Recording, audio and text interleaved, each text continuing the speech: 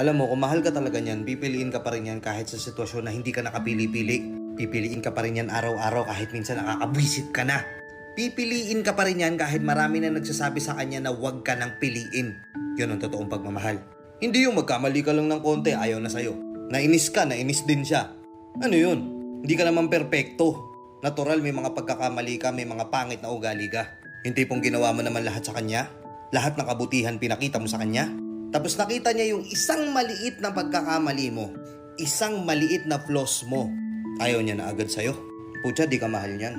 Binitawan ka agad. Di ka mahal niyan. Kasi ang totoong pagmamahal, ang totoong nagmamahal, tatanggapin ka niyan kahit may flaws ka pa. Pipiliin ka pa rin yan araw-araw. Kahit nasa sitwasyon na kasuko-suko na, lalaban at lalaban pa rin yan para sa'yo. Pero kung maliit na bagay bumibitaw yan, lipat mo na yung pahina. Baka hindi para sa'yo yung topic dun sa pahina na yun. Nakuha mo? Ganun ang totoong nagmamahal.